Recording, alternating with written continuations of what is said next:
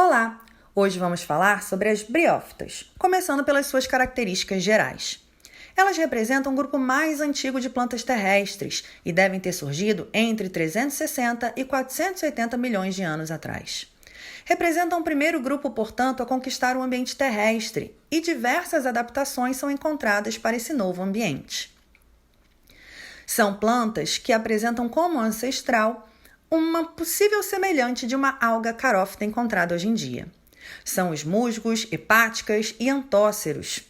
E são avasculares, ou seja, não apresentam vasos condutores de seiva. O transporte de nutrientes e oxigênio ocorre por difusão de célula a célula, o que limita o porte dessas plantinhas. Além disso, apresentam tecidos verdadeiros, formando estruturas como rizóides, cauloides e filóides, semelhantes às estruturas encontradas em plantas vasculares, como raízes, caules e folhas.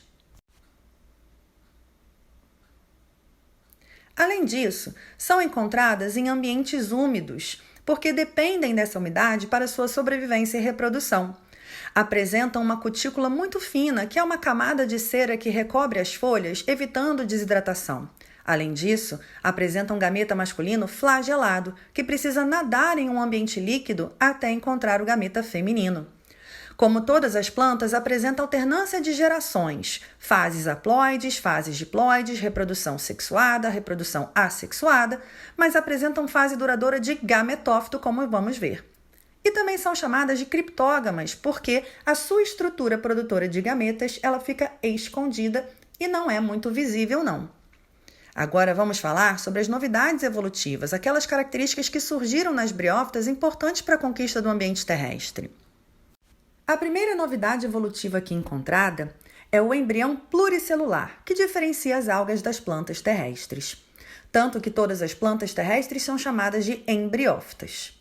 Além disso, as briófitas apresentam tecidos verdadeiros, como já comentado, uma cutícula muito fina, mas apresentam a produção de cutina, e apresentam também gametófitos sexuais especializados, os gametângios, que vão produzir os gametas. Além disso, os esporos agora encontrados são imóveis, aéreos para serem transportados pelo ar ou pelo vento, com parede celular bem reforçada, para que consigam resistir à desidratação e também à decomposição ali, viabilizando mais tempo no ambiente. Agora vamos falar sobre o ciclo de vida das briófitas. As briófitas apresentam uma alternância de gerações, mas apresentam uma fase duradoura de gametófito, sendo que esse gametófito ele vai ser haploide. Vamos usar aqui os musgos como exemplo.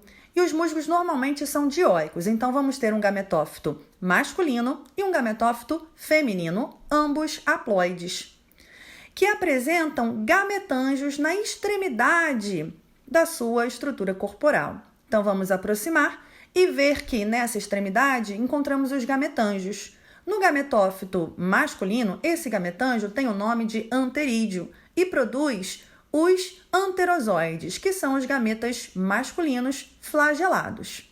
Já no gametófito feminino, nós vamos encontrar um gametângio chamado de arquegônio, que tem a função de produzir o gameta feminino chamado de oosfera. Lembrando que todo mundo haploide até aqui. Ué, professor, então como se formam esses gametas? Eles se formam através de mitoses. Depois de formado os anterozoides, eles são liberados e através da água da chuva, possivelmente, eles são transportados do gametófito masculino para o gametófito feminino, encontrando lá o arquegônio e entrando dentro do arquegônio para fecundar a oosfera. Então, eles nadam pela água, entram no arquegônio, fecundam a oosfera e forma-se, portanto, um embrião pluricelular, ainda dentro do arquegônio. Percebam que dentro da estrutura feminina. Esse embrião ele vai se desenvolver num esporófito diploide, já que ele é resultado de uma fecundação. Esse esporófito diploide, ele cresce em cima do gametófito feminino e, portanto, ele é dependente do gametófito feminino. Essa é uma das características do ciclo de vida das briófitas. Esse esporófito diploide, ele vai apresentar lá na sua extremidade uma estrutura chamada de cápsula, que tem uma abertura chamada de opérculo.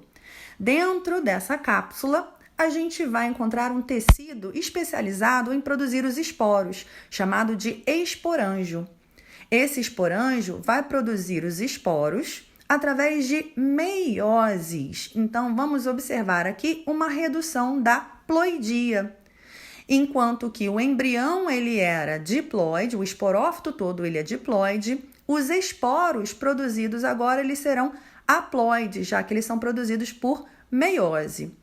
O opérculo, que é a abertura dessa cápsula, ele se abre quando os esporos estão maduros e os esporos são dispersados pelo ar ou pelo vento. Quando encontram condições favoráveis, eles germinam e começam a formar um início de gametófito chamado de protonema, que já é haploide, já que o esporo também é haploide. E esse protonema haploide ele vai crescer e se diferenciar nos gametófitos também haploides.